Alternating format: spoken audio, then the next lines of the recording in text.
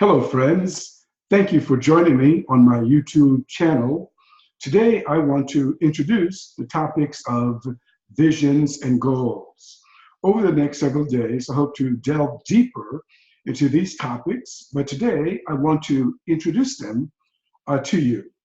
Firstly, let's talk about vision. What is a vision? As I see it, a vision is a blank canvas for your life. Or if you are a business owner, it could be a blank canvas for your business because visions can apply to personal lives, individual lives, as well as the life of a business. As I conceive a vision, I see it as inviting you to consider what you want to create globally. This is usually something that's off into the distant future. If you could write your own ticket, if you could do whatever you want to do and be whatever you want to be and have whatever you want to have in some distant future, this could be a part of your vision. Another aspect of creating a vision statement is to ask yourself, why is this important to me? Why is this important to your life? Why is this important to your business? Why is this important to the world? Because we tend to do what's important to us. How do you feel about your vision statement when you reflect upon it? Does it inspire you? Does it challenge you? If you're not inspired by it, if you're not challenged by it, more likely than not, you have not developed an adequate business statement. So I invite you over the next several days before we come back together again to begin to write about your vision statement. What is it that you want to create if there were no limitations on your ability to create it? The vision statement is grandiose, it's huge, it's large, it's distant, it's in the future of what you see now. Consider writing about this, as I've suggested, consider doodling about this. It's not something that you're going to develop overnight. It's okay to take 30 days to work out a vision statement. And during the course of pursuing your vision, you'll probably make a course correction from time to time as you move into the direction of your vision. So what is your vision, I ask? What do you want to create for your life? Begin working on that. In addition to this, I want you to start thinking about your goals. Now, unlike the vision, which is grandiose, which is somewhere in the distant future, which is something that you will not be able to attain overnight, goals are specific and they are also measurable. These are actually achievements along the way to living out your vision. So what are your goals? What are they? Can you list them now? Can you list your 3 top goals for your life or for your business? Do you know when you will achieve them? Do you know how you'll feel when you get them? I want you to begin writing your specific goals for your life, in your life, or for your business. We'll talk more about goal statements when we return to delve deeper into this particular lesson. Now, there are some common errors that people make when they consider vision statements and goal statements. One is that some people may consider a vision as a wish. This is not what we're talking about. This is not a wish list. This is something that you passionately feel, that you know why you want to achieve it. And the same applies to goals. Some individuals would say things like, I want to be the richest man in the world. Or if a female, I want to be the richest woman in the world. Well, that's a wish. Everyone, may want that, but that's not a goal. It's too vague. It's not concrete. Goal statements have to be concrete. Over the next several days, I want you to think about your goals for your life or for your business. Now, there's a way to test to see if you are on track with your goals and your vision or not. And I think of it this way. There must be symmetry between who you are and what you want to get, what you want to achieve. For example, if someone says to me, well, I want to become president of the United States of America. Well, that could be a lofty goal, and I would support you in that if, you have the skill set that's consistent with that. If a person is a high school dropout, has never been to college, has no interest in going to college, it's unlikely that this person will ever become president of the United States of America. So therefore, there must be harmony between who you are and what you want to achieve.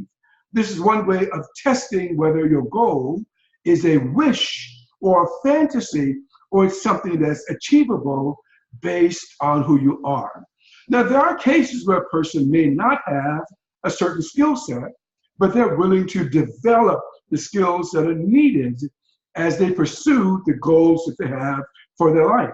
And that's fair enough. If you know, for example, that you want to become an attorney, or that you want to become a carpenter, and you know that in the case of a carpenter, that you don't know how to handle a hammer, that you don't have the skills to cut a board flush, and you don't know how to do fractions and measurements. Well, this means that you have to go back to school and develop those skills. That's fair enough. It's okay to develop the skills that you don't have in order for you to reach the goals that you want to reach. And lastly, I would say a test of whether a goal is a true goal for you is the question, is this true for me? Someone else may have a goal for your life, but if it's not true for you, it's not a goal. It's a wish list, it's a fantasy, and that's not what we'll be talking about here. And this is not what we'll be working on as we go forward.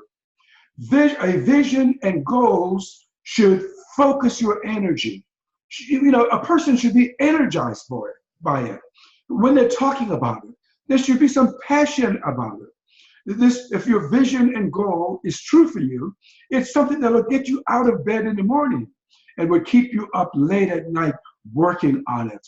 If your vision statement and your goals are not giving you passion and energy, you're probably not in sync with them, or you have not developed them. I want to give you some examples of a few vision statements that I've collected from companies and a couple of individuals who share them. Amazon.com, for example, its founders' vision is to be Earth's most customer-centric company and to build a place where people can come to find and discover anything they might want to buy online. If you've used Amazon.com, you'll see that the owner of this company, the founder of this company, and its management team are on track for this. You can buy almost anything on Amazon.com today. It's no longer just a bookstore. FedEx has a vision as well. And its vision includes, I'm not going to read all of it, but includes to produce super returns to its shareholders by providing high-value logistics, transportation, and related business services. When I was a boy, FedEx was not even a term, but today, FedEx is on course to be a leader, or perhaps has already achieved its vision of being a leader in logistics, transporting products worldwide. Bill Gates has an interesting mission statement. He begins by stating that all lives are important. Let me change that. He says all lives are equal. At this time in his life, he's living out his mission through philanthropic pursuits by helping those who are in need. Warren Buffett has a little slightly different vision statement. He said he knew early on he wanted to be wealthy. He wanted to create wealth, and he wanted to invest as little sum of money as he could and turn it into a huge sum of money. That's his vision statement. Oprah Winfrey says this. She wanted to be a teacher and to be known for inspiring students to be more than they thought they could be. And if you know anything about Oprah, I think she's living out her vision today. So I ask you, what is your vision for your life? Is it on paper? I'm challenging you to write it down. We'll return to it in our series as we go forward. In addition to this, I ask, what are your personal goals? Write them down. Are you in sync with them? And we'll explore them together as we go forward. Now, if you do not have a vision statement and you do not have any goals, you're going to get what you get out of life. Life is going to happen to you on its terms as opposed to happen to you on your terms. In our sessions going forward, I'm going to help you focus your attention on goals so that life could happen for you on your terms. Thank you for visiting today, and I'll be visiting with you next time. Bye for now.